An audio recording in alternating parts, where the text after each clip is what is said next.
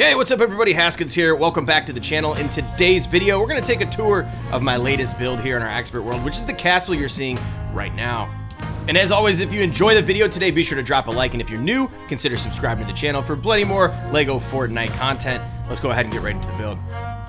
All right, well, welcome to Charon's lair. We're gonna go take a closer look here. We're standing out front where the build began, and the first pieces that went down were actually this entrance here, where we've got a nice little gate, and we've got some of these walls.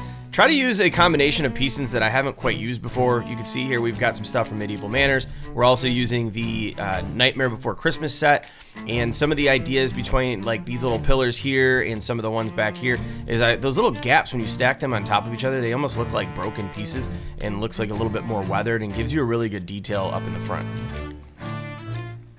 And quite honestly, my favorite part of this castle build is these little like bat wings that I tried to put together here.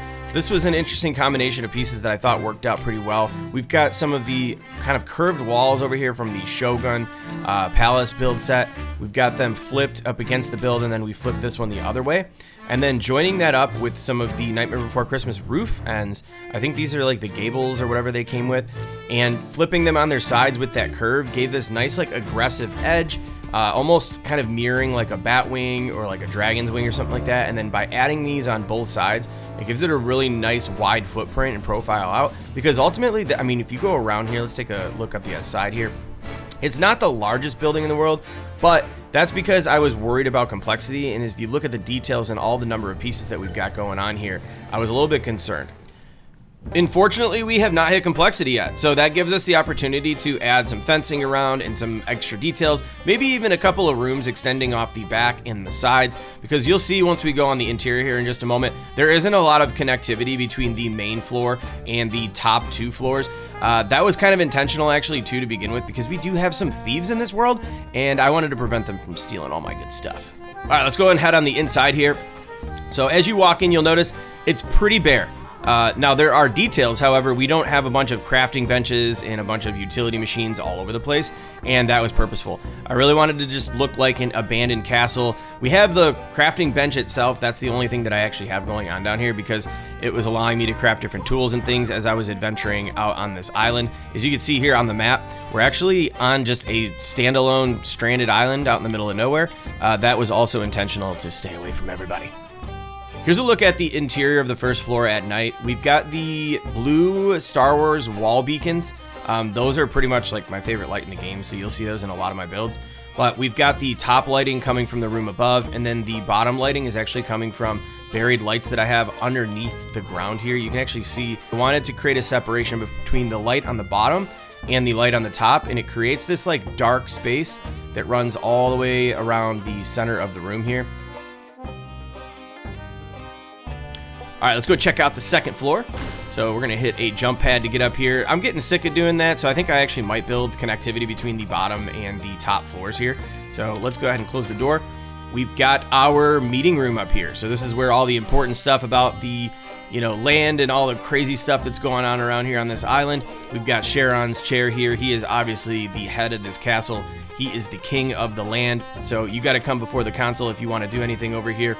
And then each one of these doorways actually leads out into a balcony that you can stand on, which is pretty neat. You can go over here. There's one on the left, and there's also one over here on the rear of the castle. And for our third floor is actually Charon's room, but before we go and take a look at the inside of that, we have a balcony that wraps all the way around here, and this actually offers some really, really nice views on the back here. Let's go ahead and take a look.